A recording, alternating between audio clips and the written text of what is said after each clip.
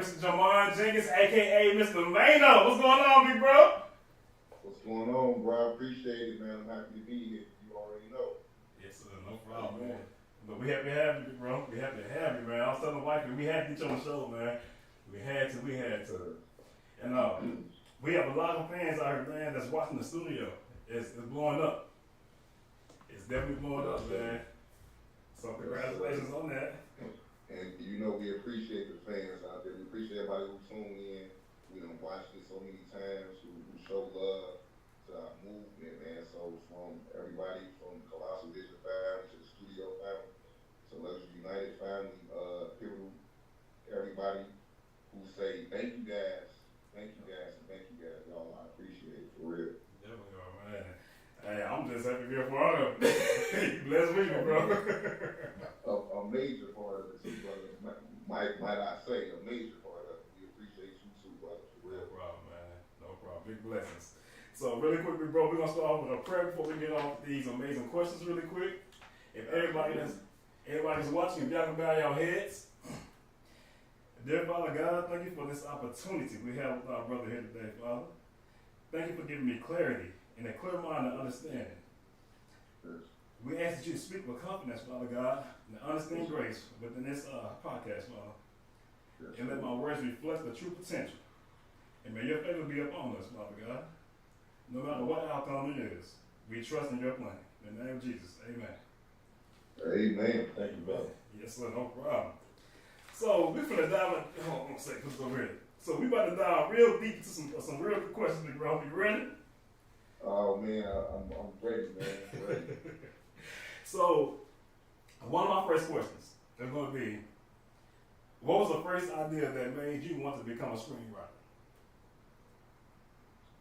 The very first idea was this book right here that I published called The Devil's Throne. If you don't get this copy, you guys, make sure you go out there. It's on Amazon available right now, or you can call me directly. I'll send you a copy. Sad.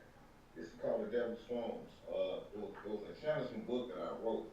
And when I wrote it, I already got the passion for writing. Wrote the book, I published it, and everybody who read it, who was friends of mine, like, bro, you gotta turn that to a movie, man. It's like make a movie. So even the people who I didn't know, they were leaving reviews on Amazon, and they were just saying, if you go to the reviews, you'll see it. They say that book sounds like a movie. It writes like a movie. So my sister was like, shout out to Carla Hoskins. She's like, why don't you turn that to a movie, big bro? And I was like, man, I might do it. So I thought it was simple. Cut a camera on, make a movie. You know what I'm saying? But that put me on my journey on filmmaking right there. This book here, I wanted to turn this book to a movie. I reached out to a few people. I think that ticket was kind of high.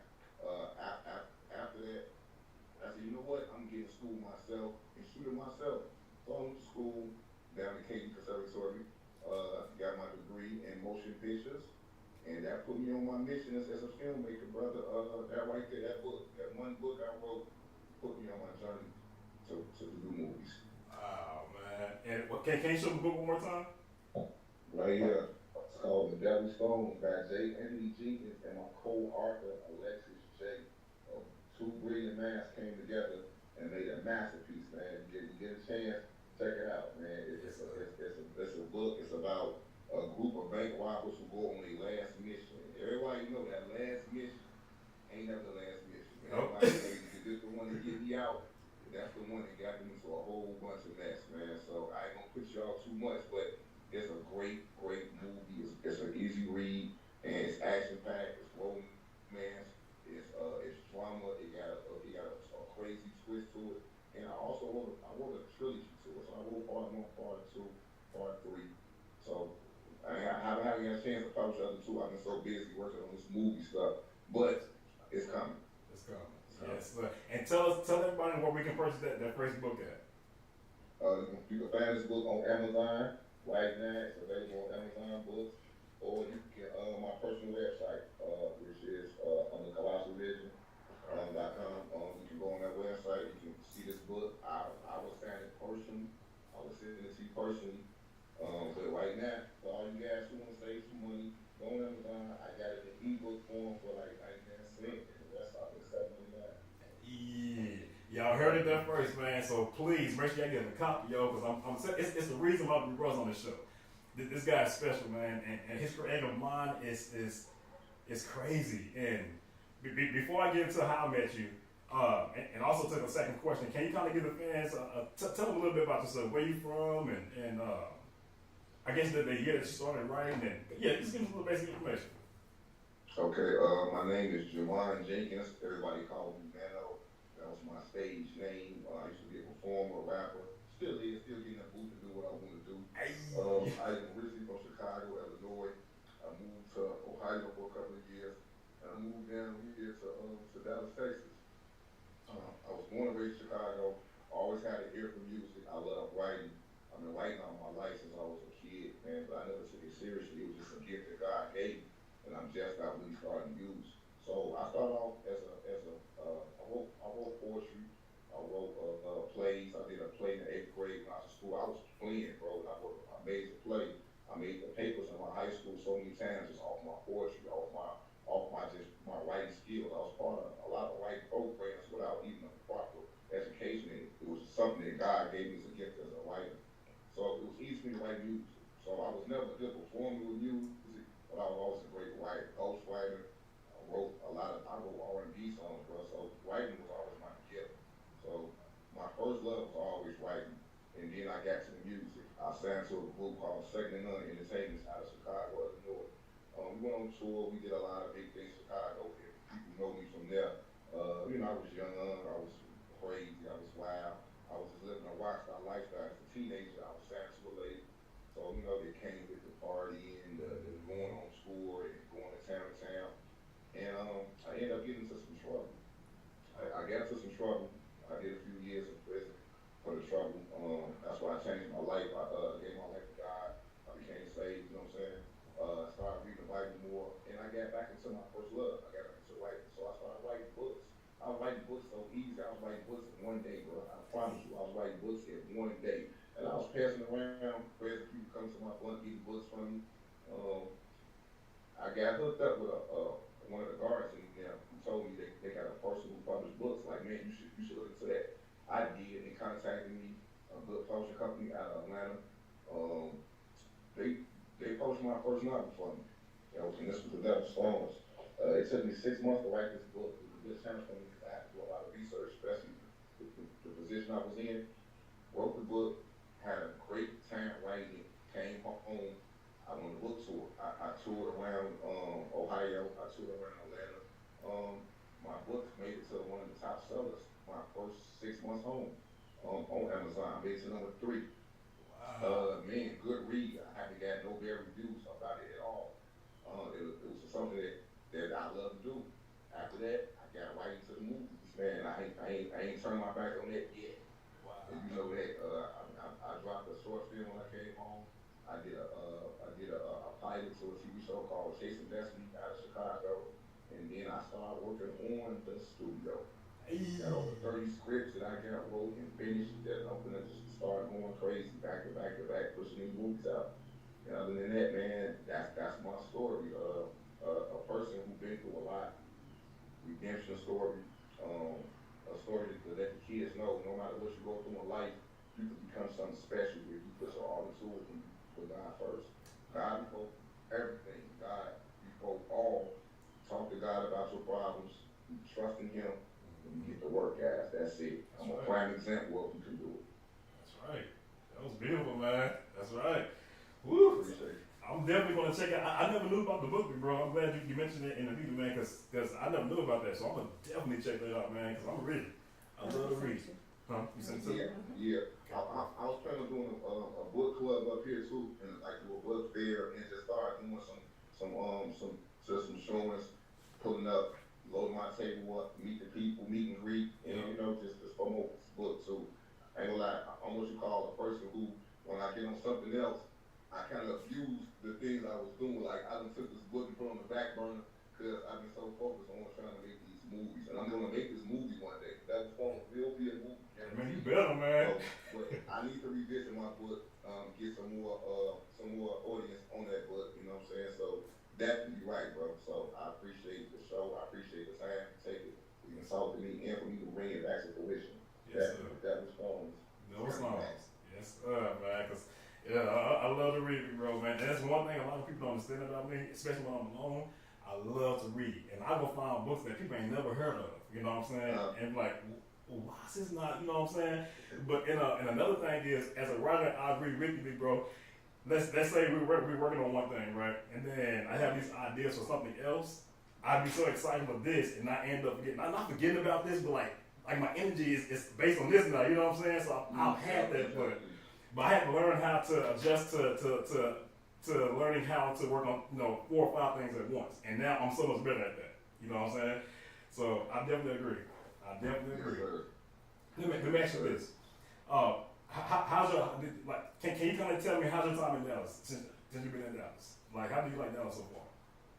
I love Dallas. I came to Dallas to visit. I came up here to I was helping a friend of mine with a project, and I just came to help, and to learn some things about being on set, because I was trying to get into the film industry and I wanted some knowledge. So one of my guys, shout out to Kenny Horn called me down to help him with a project. Said, man, come on set with us, man. Come meet the peoples. I came down here, bro. I fell in love, man. And I'm not saying nothing bad about my city, because Chicago, I love Chicago too. But when I came down here, I just felt a different energy. I felt a different vibe of people moving forward with the same thing that I wanted to do. So, I come to Dallas, and I go off instinct. I pray about something, and God tell me this is my move. I don't care what nobody say. This is my move. So when I came out of Dallas, I prayed. I always knew Texas was in my mind. Even when I was in prison, Texas, I said that on my mouth. I spoke that to existence. I said I'm going to Texas, and I thought it was going to be San Antonio, because I do got family in San Antonio, and then I know Austin got the big film festival. So I said Austin might be the place. But come to find out, it was here in Dallas, man. So Dallas, Texas is my new home. I'm stuck here.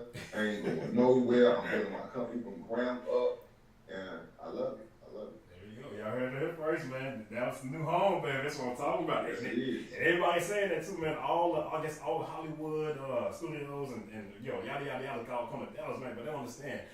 Once you're in Dallas, your focus has to be driven. You know what I'm saying? Mm-hmm. And a lot of people I see that's not really focused in that area, man, and not taking that chance. And we're taking that chance. That makes sense? Absolutely. So, and the fact that there's a lot of opportunities out here. So, yeah, you're on the right path, bro. You're definitely on the right path. Yes, it is. So, for my second question, when you start writing a movie, do you focus on a story, the characters, or the theme first? Well, I usually focus on the story first. Before I even get to a character, I want to know what the story is going to be about. So I want the story to resonate first in my mind. From beginning to end, the story. And after the story, then I go into character. The character is very important for the story. And then after that, the theme can always change. Because I done did that on set. I done changed the theme just because somebody did something that I like. Hold on. Let's change this narrative a little bit. And you caught an example there when we made the studio. I did a lot of changes in table read. I come back the next week, I say, all right guys, there's some changes. Because of this right here, this and that. We're going to add this to the story. We're going to take this out of the story. So I think about the story first, and then the characters. The characters are the most important part of the storyline. And that's why I direct the way I do.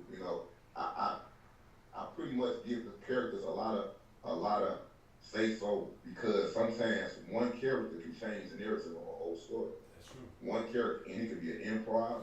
And I learned on my research, I done seen people improv and make a movie a classic. Like, man, they just put that in there, and guess what? It became a saying that the world say off a person thought, and that was the character that did that. It wasn't the writer, it wasn't the director, it was the character. Yep. So definitely, storyline, character. That's right. That's good, man. I love that. Love that. So, my third question. How do you handle a writer's block when you're stuck in the middle of writing a script? Man, people might say it's funny, but I pray. I pray, bro. I pray. I ask God. Even if I'm writing something that I don't think God agree with, I pray to Him. He's my own voice. Like, God, I need help with this part right here, and I sleep on it. Like, I don't rush it. Writer's block is something that I've never dealt with, because I don't deal with it. I don't make it stressful. So what I do is, if I get to a spot where I stop and I don't got nothing to do, I just stop, pray on it, go to sleep. That's it, and I come back to it. I love multitasking. I love working on two movies at the same time. I love that. So I might skip to another script and go to that whole world, right there, and that might give me some spark for that other script that I missed on. So I pray. I meditate very well. Me and my meditation is best friends. I also dream. I dream about my story, bro. And I don't know if that was God's gift to me.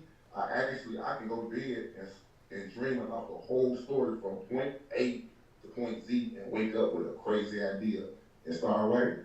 Like if anybody ever been with me, I jump about my bed and just grab my laptop and just start writing. Like I ain't busting my teeth, washing my face. My head so fresh and I gotta get it out of my head.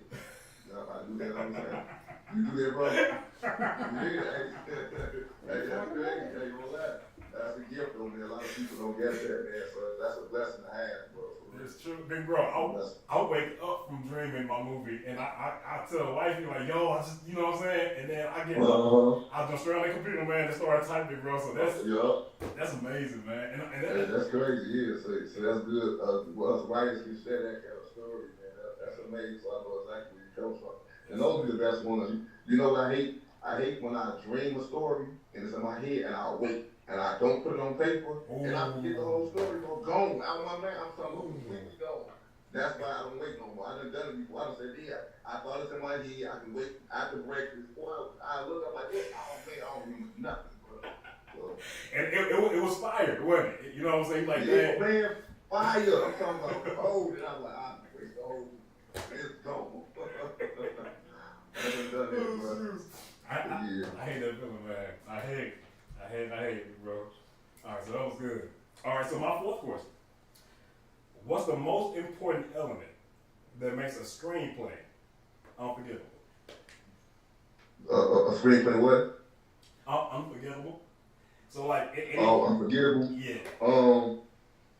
I think to me, I think it's the improvs, man. I think it's the improvs. I think what's not on paper always shock me. Like as a writer, you can always you can go off my words, you can go off my mission, my plan. But the unforgettable moments to me be the moments that I didn't plan. It'd be like, wow, what made you do that? A new movie, Studio 2. And I ain't gonna put you out there too much. Playmate, man. Good character.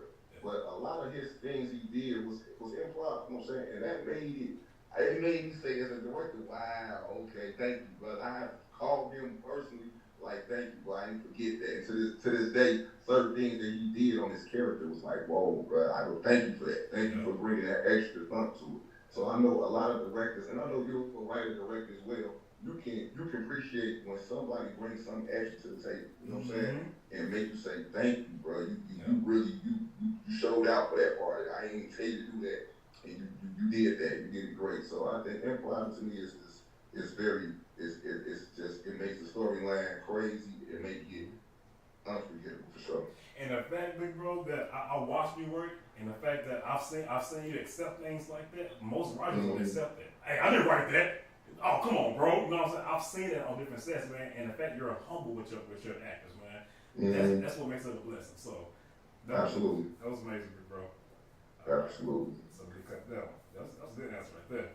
So number 5, we can dial it deeper. Which scene from your work are you proudest of and why? That's a good question. I like that. And I don't want nobody to be mad at me about my answer. They say, oh, I say better because I'm sure I love everybody. I think every city that we do is incredible and amazing. But I gotta go with the Studio Part 2. Studio 1, love y'all, I love you. Studio Part 2. And it's the hospital scene. I ain't gonna say too much because I didn't get a movie. Yeah, I was gonna give it away. Mama, Miss Sharon Rilla. She's a real mama, man. She turned to that boy mother. She turned to a crying, hurt mother about her son being shot. Like it's hard to play that off. It's hard to get that out of character. When she turned to that boy real mother and she dropped them real tears, her son was shot, bro.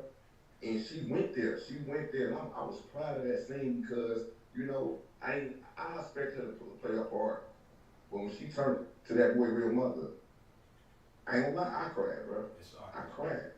I cried directing it, bro. So and I cried watching it and editing it. So she really got me on that, man. So when you turn to your character, and I've seen some great movies where people turn to their character. Shout out to Jamie Foxx when he played Ray Charles. Man, come on, man. Oh God, man. Yeah. So when I see that, and it ain't like our Lorenzo character made up. He's a real person. So Lorenzo was real, got a real mother. So for her to step into that ring and do that part the way she did it, man, and y'all guys gonna see Studio 2 what I'm talking about. Yeah. Man. I'm excited. I can't wait.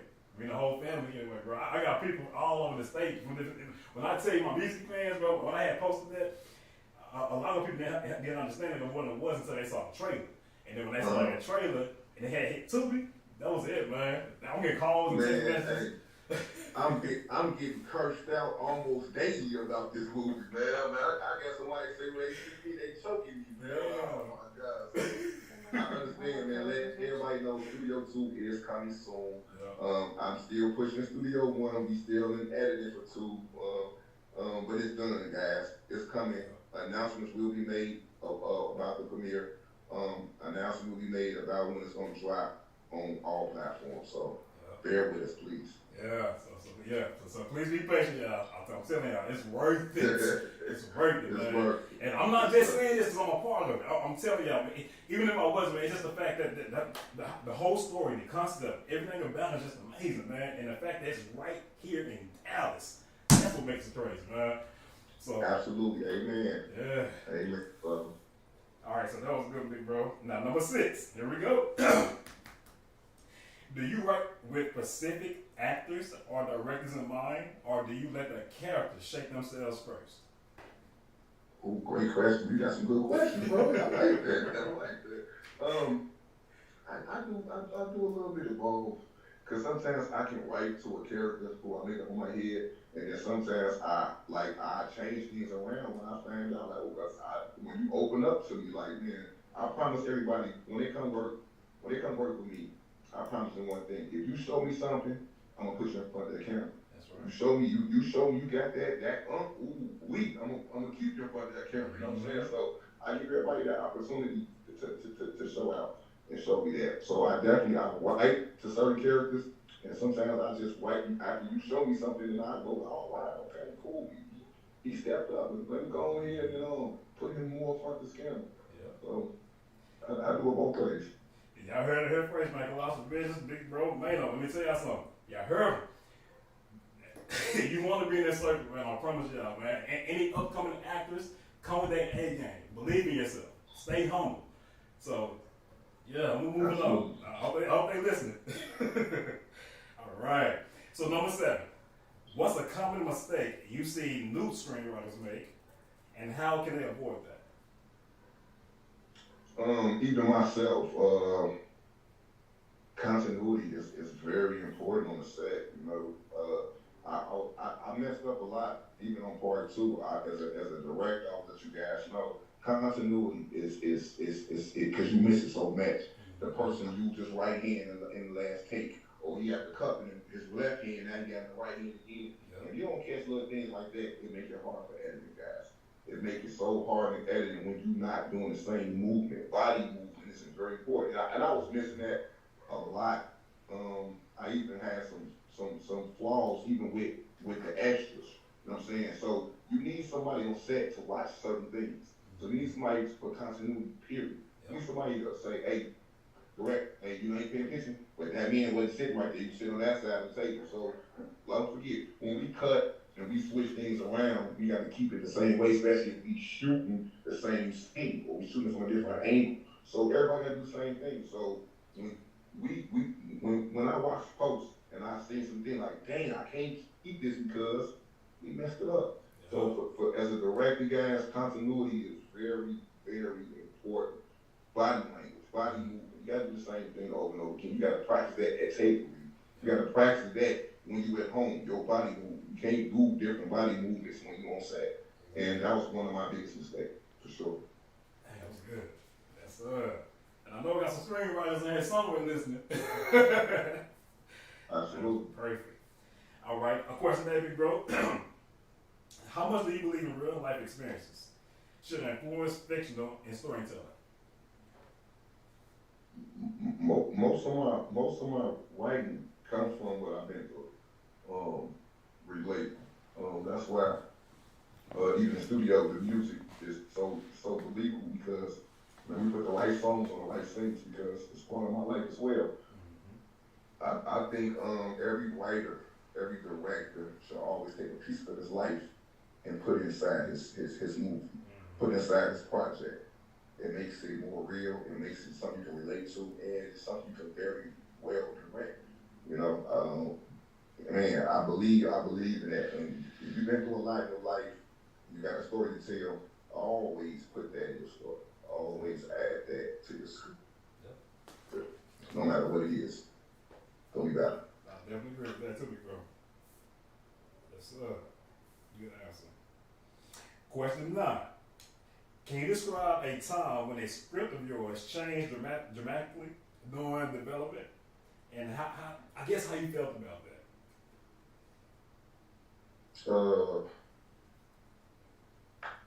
Well, again,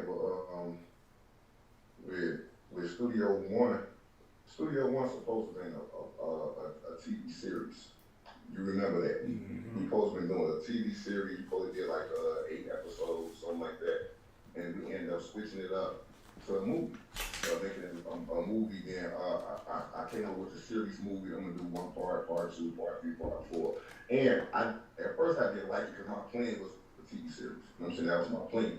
Then after we switched it up to just a regular movie, you know, it was just something that me and the team had agreed to, and we changed it up. So a lot of things have to get cut, a lot of things have to get changed, a lot of things have to get altered for it can be a movie instead of a TV series. I had more characters at first, and I extended the storyline a little bit, so I had to shorten it up just so I can accommodate a full feature, you know. So that's why if you seen Studio One, I think it's like 50 minutes, maybe 48, something like that minutes.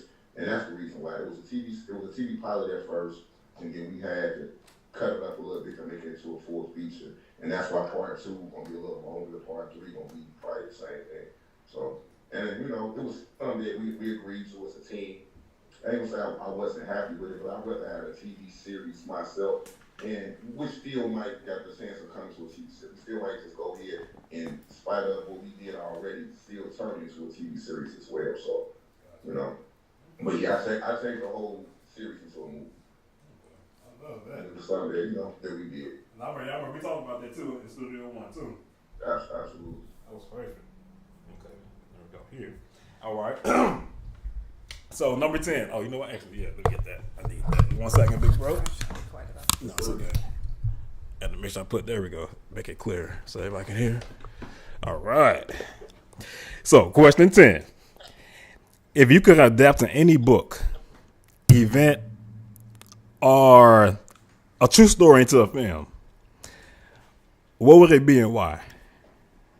Oh man, that's a great question. I have a thing to turn event, a book to a true story. What would it be and why? Oh man, let me think. Cause I think about it all the time. Man, that's a good one. Me and my brother, we like old gangster movies, man. And I'm talking about the old gangster movies, not just the new ones, man. We talking about back in the days with Al Capone and, and the Lucky Luciano. We like stuff like that, man. But my brother got me into it's mob stories that happen for the African American that they don't talk about a lot. You know what I'm saying? It's like it got so many stories that ain't been told. You also got stories even down to the ancient the kings and queens back in the days, the African kings and queens. So that story don't get told enough, man. About how our people have power in certain situations. You know what I'm saying? So I would love to tell a story about, for one, on the gangster side, just a successful black gangster who really had ties with the mob in real life. In Chicago, it was guys who ran the South Side and they was on the mob suits and had their organization tight. Then you had back in the days the kings who ruled the earth, and they was African American, but they was black people who ruled the earth at a point in time. And those stories don't get told, bro. I would love to get into that. I would love to get into to tell the untold stories of just black excellence, and not just gangster, but it's many stories that black people was. You got black inventors, you got black people like I don't know if they know the real story about it was a black president before Obama, and people don't know that. I heard, but I never heard the story. Oh yeah, definitely. So and he was one of the smartest men in the world. So stories like that don't get told, and I want to tell stories that people scared to tell. I ain't scared to tell the kind of stories. Yeah, I like that. You're right about that, man. Because I keep hearing about this movie that Nick Cannon them trying to do about the doctor, and it wasn't just Nick Cannon trying to film this movie, but he keeps getting death threats and saying if you make this movie, man, your life will end, and all type of threats, man, just for making a film about this doctor who was trying to, saying that there is a cure for all these diseases. So, but you right though, man. They putting fear in people for no reason. You know what I'm saying? So I definitely agree with that. All right, big bro. So that was question 10. So I definitely have fan questions for everybody that's watching. Normally what I do is I reach out, whoever I'm interviewing, I reach out to the fans and I have them to send me questions for the interviewer, for the person that's being interviewed, right? So I'm going to start off with Tiffany. Tiffany, if you're watching, I see that you're from Monroe, Louisiana. And your question for Mano is, when you write, do you feel like you're channeling something beyond yourself?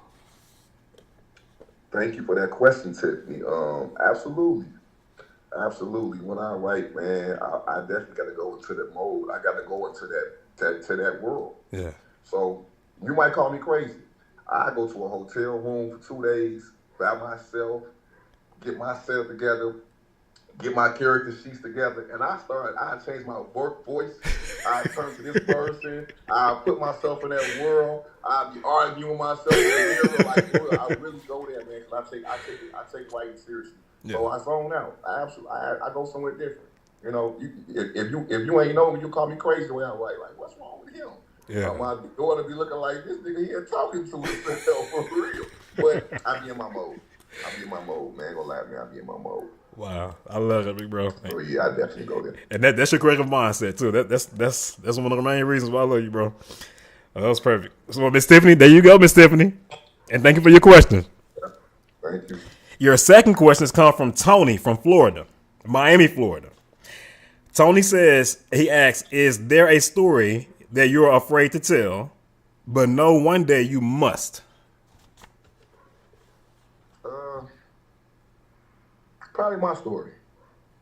And I'm not afraid. I'm not just ready to tell it yet.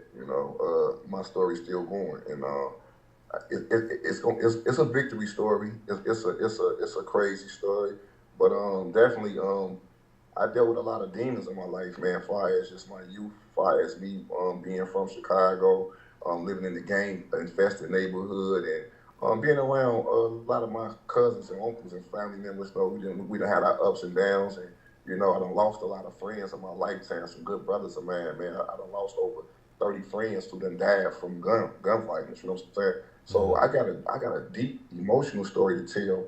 Also, in due time, I will tell it.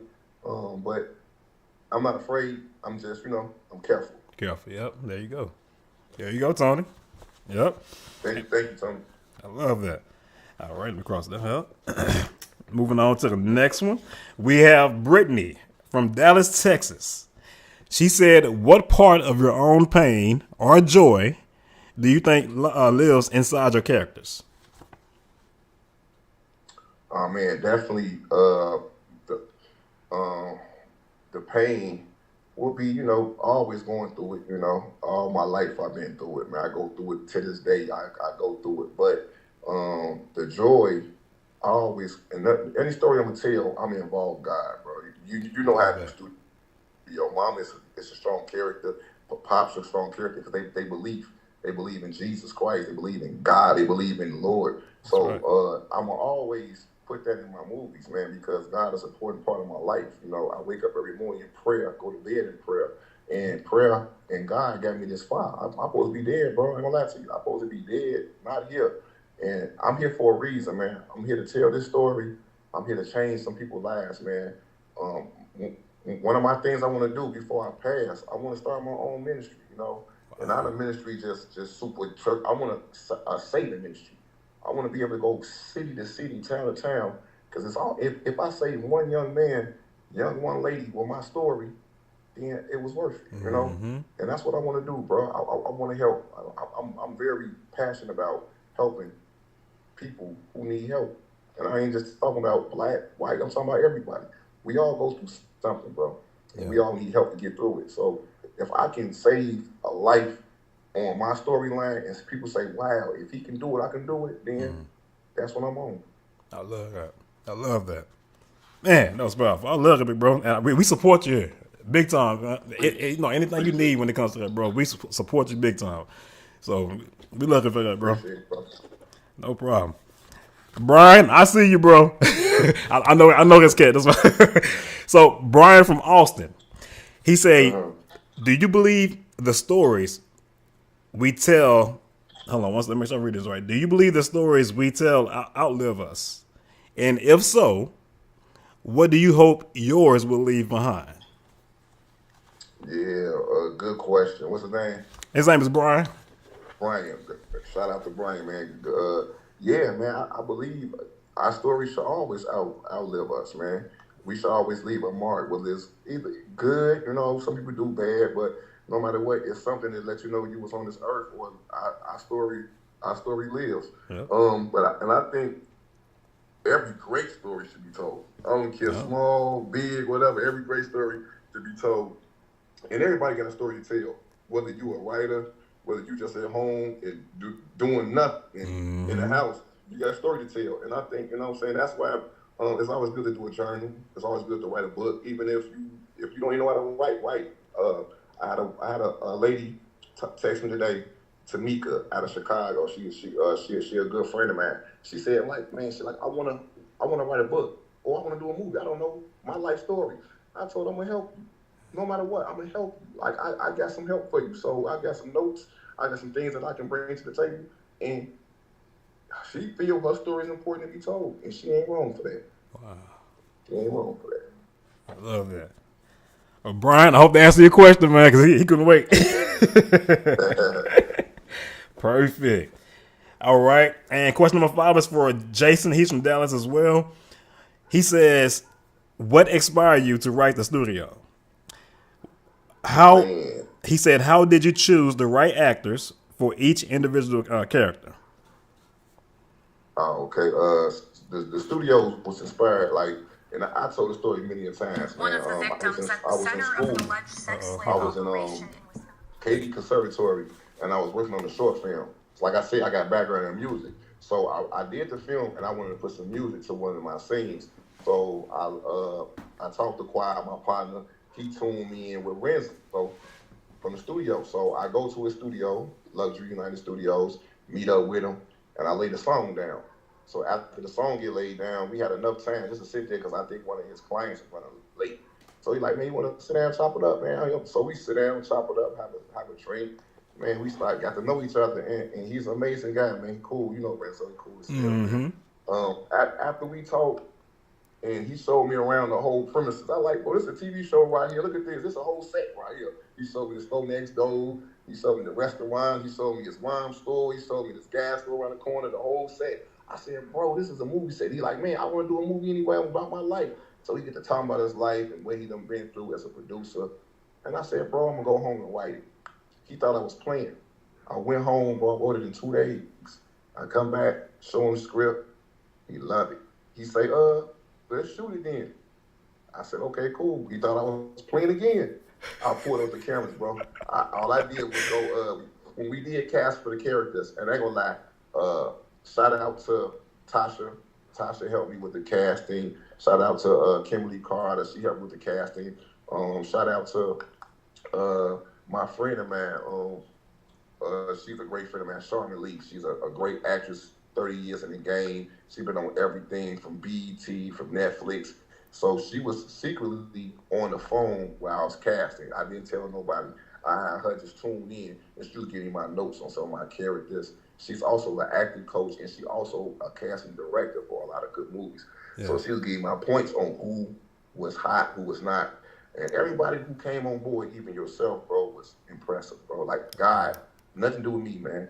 I ain't know nobody. It's my first movie. I threw a casting call out to the public. I did it on Facebook, and people answered the call. And a lot of people who answered the call was spot on, bro. Like, man, dedicated, on time, coming to the table reads, doing what they supposed to do to get it done. So it was really love, bro. Like, it was really wasn't me, man.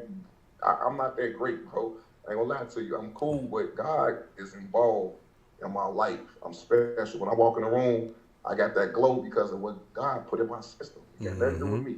Nothing. I ain't that lucky, bro. You know what I'm saying? So I thank God first and foremost for everything that happened with the studio and moving forward with every project that we touch. That's right. That's right, man. And Mr. Jason, I'm a witness to this, man. I really don't, you know, when it comes to being on set and production sets, big bro, I'm very picky. Because I've been doing this for years. And I'm very picky, man. I've been on professionals and unprofessionals. You know what I'm saying? And the ones that are unprofessional, it just put a bad taste in your mouth. You know what I'm saying?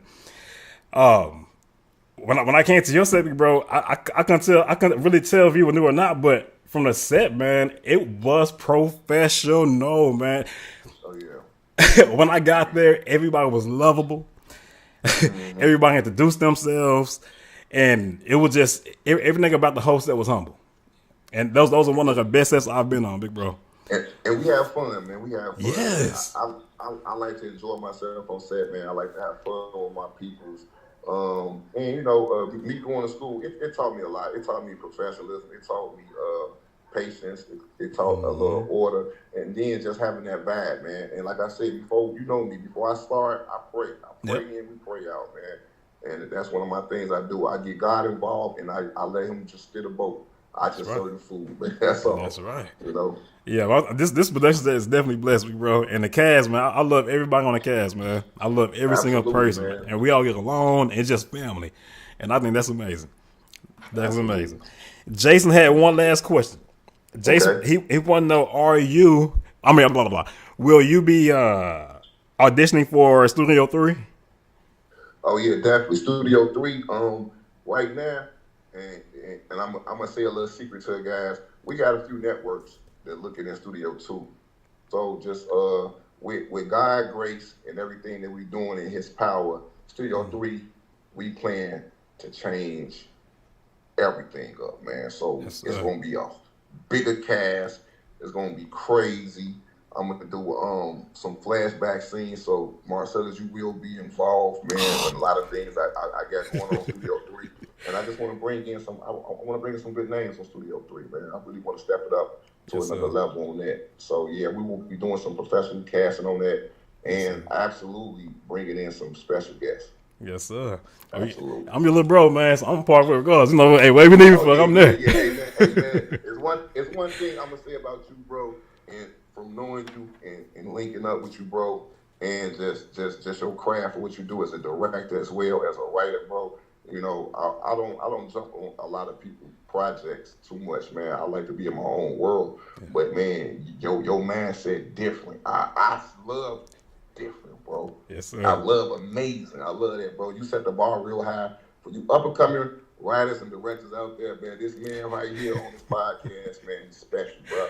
And I'm honored, bro, just to be in the podcast. I'm honored to partner with you on what we're doing with a few movies that we got in mind. Yes, and just continue to collaborate with you, bro, and just make history, man. You know, one day we're gonna be on the Pacific Ocean on our yacht laughing about this, man.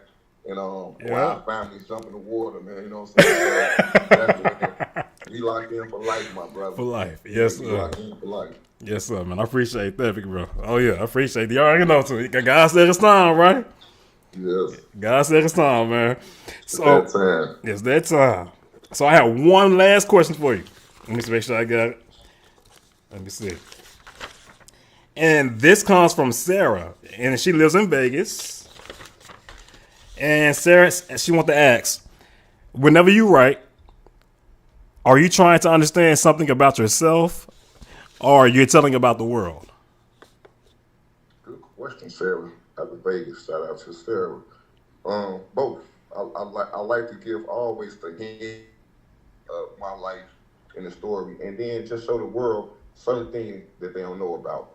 For instance, I was in a class, KD, and one of my teachers asked a question. He asked a question, said, "How many people in this room have lost a family member, a loved one, a friend to violence?"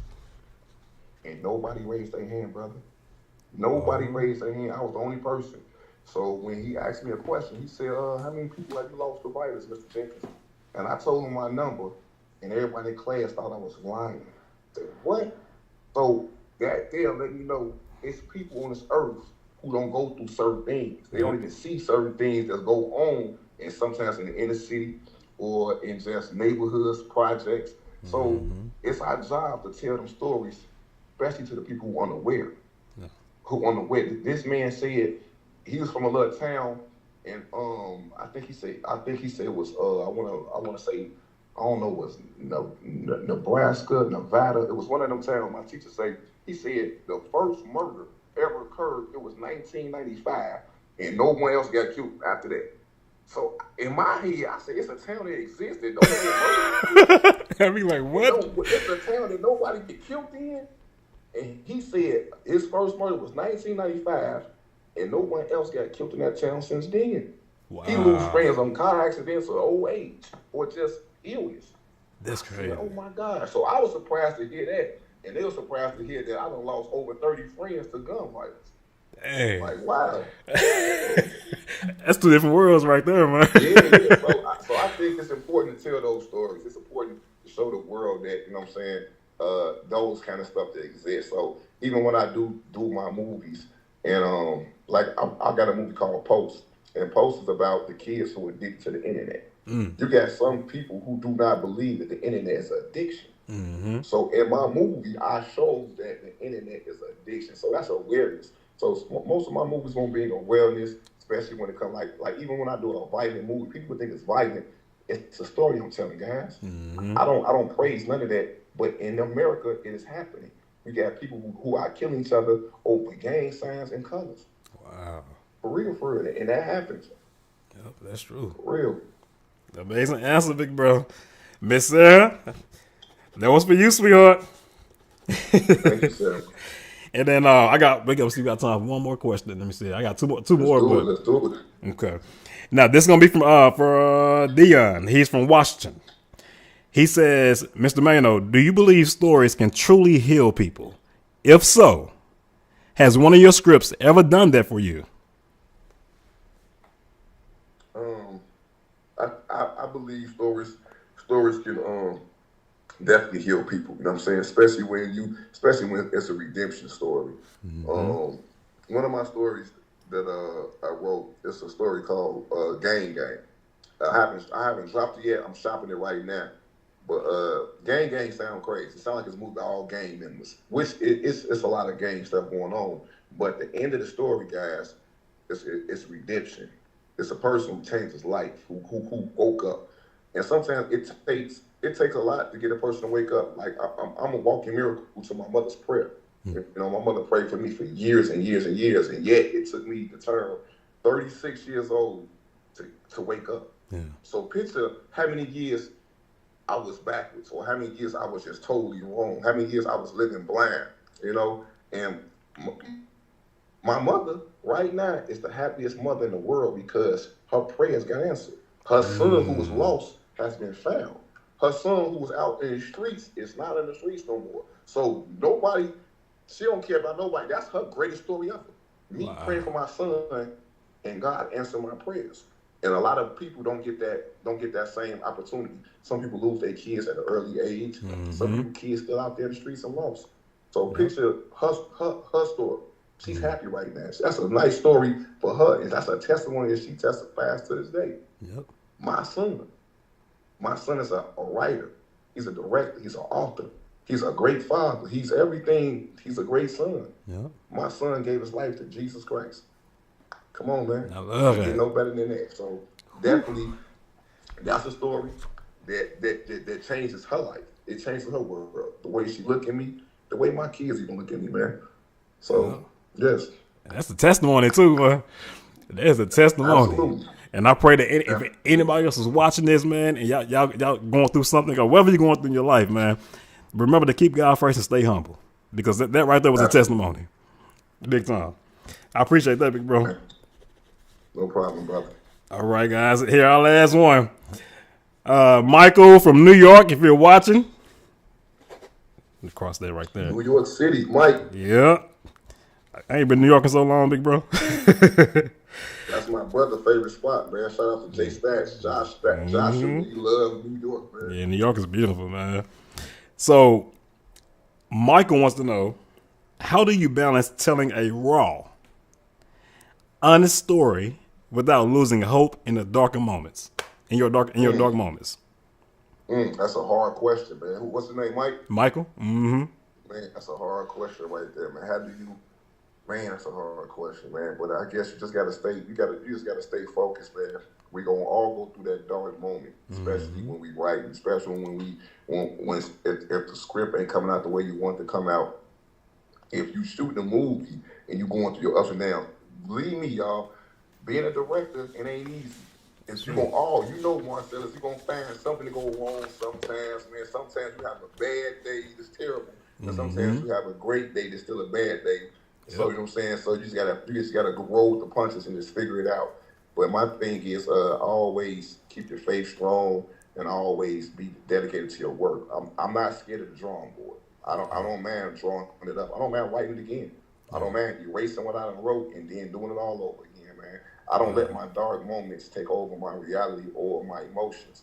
I suck it up and I get the job done. Once you're on this mission, fellas, ladies, gentlemen, as a writer, as a director, as a producer, as anything in this film industry, it ain't gonna never be peaches and cream. It ain't never gonna be a walk in the park. It ain't never gonna be just easy. You write the script, shoot the movie, bam, you blow up, you make $1 million. No, sometimes you just gotta go through that blood, sweat, and tears. But going through it, once you yell, it's a wrap. That's one of the greatest feelings in the world. You know that. Yeah, heck yeah. Oh my God. Once you hear that, and then when you're editing and you see it get put together, even if it didn't come out exactly how you want it, it's an accomplishment. You got to say thank you, God, thank everybody who was involved, and we move forward to the next project. Yep. That's it, man. I cried. I ain't gonna lie to you. When I was still with Paul, bro, my first film with him, I cried, man, because the way we put it together and the way he believed in me in the film. You know what I'm saying? In the film. So it's just, I cried. I ain't gonna lie to you. Yeah, I'm man enough to say it. I cried. hey, ain't nothing wrong with that, man. Hey, bro, if you don't cry or you don't feel some kind of way, it's something wrong. That's how I feel, because I feel that ain't nothing having that heart beating fast and you watching your work. Man, that's an excitement. That's emotional. Yep. It's definitely a feeling that I want a lot of you young writers and directors to experience, especially for you guys who haven't did your first project. Cherish that moment, because that moment gonna eventually leave when you start doing more and more and more and more, and you get established, you become rich and famous, you're going to become that big-time director, that big-time writer. Remember that one moment, your first, your second. Remember when you was little in the game and you was trying to make it work and you made it work. Remember them times, man, because those are the times you cherish the most is when you just getting started and you appreciate your craft. Because it's going to get to a point so you're going to start doing it very easy. You're going to hold it with your craft, and that feeling do go away. Yep, it does, man. It truly does. Good answer, bro. So I have two more. So I have a personal question, and this for me and you. Okay. And I know other screenwriters and directors are going through this as well. So when it comes to trusting people and your support system, how do you really trust, people that's around you, and how do you handle non-supporters and supporters? Do you keep the supporters in your circle? Do you entertain them, or do you let them go? Or how do you handle that, the trust and the support system? I guess let me say it like that. No, that's a good question, man. And shout out to everyone who support, and shout out to the ones who don't. But I just show everybody the same love. Even if you support me, you get love from me. If you don't support me, you get love from me as well. You know, I don't expect everybody to support. I don't expect everybody not to support. So, you know, you're gonna have the ones your riders. You're gonna have the ones who ride to the end. You're gonna have the ones who don't believe in you, man. And you just gotta say, God bless them all. You know, and no hard feelings on that, man, because it's your mission. That's Can't right. nobody deter you off your mission when you focus. You know, when I first told my peoples that I wanted to write a movie, that I wanted to shoot a movie, they thought I was crazy. Shout out to one of my uncles, love you, uncle. Not gonna say your name. He told me like, he said, nephew, why don't you go get your CDLs? What you doing writing a movie, shooting a movie? You can't do that. So some people don't think that far, bro. Some people don't got that mindset to say, you know what? You can do anything you want. Yeah. Especially the strength by God. Especially if you believe in something, you got that faith. Who's me to say you can't? But you got some people who really don't think that far, bro, because they only, in their imagination, I can't do it, or I won't do it. That sounds crazy to me. Yep. So those are the ones who really, to me, it's hard to support something that you don't believe in. Exactly. And believe me, if my brother called him and said, hey bro, let's build a rocket ship, let's go to the moon. I'm like, well, you done lost your moon rocket ship. But if he believes he can go to the moon and build a rocket ship, guess what, man? He can do it. So God bless him as well. I might not be all with it because I'm gonna say, bro, everybody get to the moon or rocket ship, bro. Sometimes, bro, your support system gonna support you after the fact. Mm-hmm. They gonna support you after you make your moves, and sometimes you gotta prove to yourself, hey, listen, with or without you, I'm moving forward. That's right. That's it. So most of my support, they love me, and the ones who don't support me, hey, I love them. Exactly. I love that. And I know for a fact a lot of people who I know, you know what I'm saying, are actually going through that, you know, and dealing with that of not being supported or not trusting somebody in their circle. I've seen it happen, you know what I'm saying? So I know that answer a lot of questions for a lot of people too, man. So as screenwriters, big bro, me and wife would go check out Sinners. So Man, I heard it was crazy. I'm not gonna lie to you. It's good. I understand what Ryan was trying to do and how he's trying to change the game. I see it. But as creative, you know, writers, man, I saw some areas where I was like, yeah. But overall, I want to see if you've seen it so we can talk about it. If you haven't seen it, I want to talk about it. If you ain't seen it yet. I ain't had a chance to go see it yet, but Okay. my child mother was telling me about it. She took my daughter to go see it Saturday, and she was telling me like, man, 10 out of 10, 20 out of 20, crazy. So she ain't giving me much. She on sport it, and she know I'm gonna go see it eventually. But she told me it was crazy. I saw some good reviews though. I saw some great reviews. I'm gonna tell you, IMAX filming and IMAX camera, man, big bro. And I understand why it's so expensive when it comes to the whole production. But I can tell you this, man, Ryan is smart. I love how it was a challenge for him. I could tell, you know what I'm saying? Okay. Just by the format of the film, man. But yeah, you might want to see it. And then when you see it, I'm going to check it out though. You know, I gotta go check it out only because I'm a fan of his work. You know that, and as well, I always go take my notes, man. I'm one of them directors, man. And writers, I go watch it different. I go look at it and I say, okay, I like that. You know? Yeah, that's me too. Head in my head. Yep. Yeah. So when you go see it, make sure you call me. Okay. We definitely gonna talk about it and see where your head at now. My only question to you is, I know you're dealing with movies in that same kind of genre. Was it anything like the ones you wrote or the ones you're working on? It's completely different, man.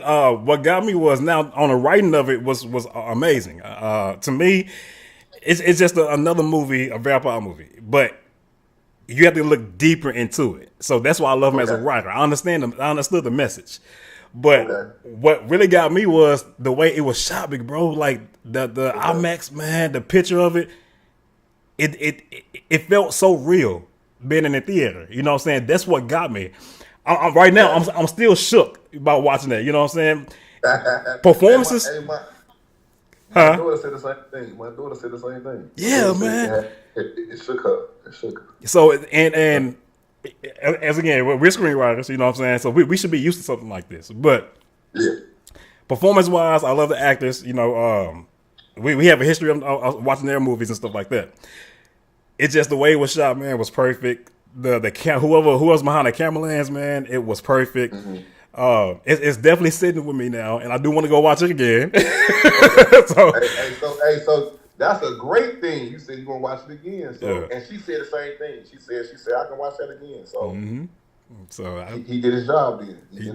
he did, bro, and it kind of gives me ideas, not ideas, but a creative mindset on how. Supposed to. Yeah. Oh yeah. So I'm gonna hit you some ideas at this show. Oh yeah, for sure. You know, I'm with that. For sure. Yes, sir. Definitely supposed to. Well, big bro, that's gonna conclude our meeting, man. I want you to do me a favor though. Yeah. I want you to leave the fans and everybody that's watching, the viewers, amazing message, and let them know how they can change the world.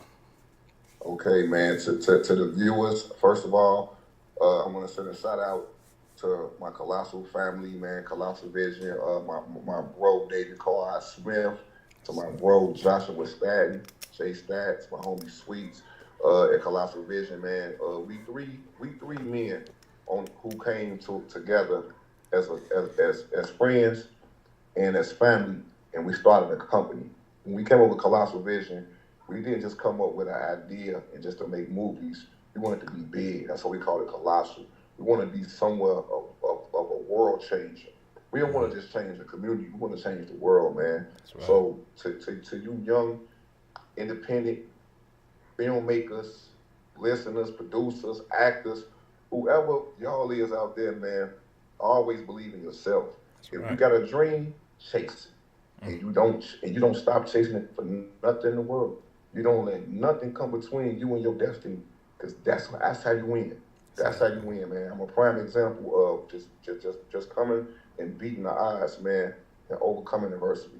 So for you guys, man, tune in, go watch the studio, go watch this right here. It's called the studio. It's streaming right now on Tubi.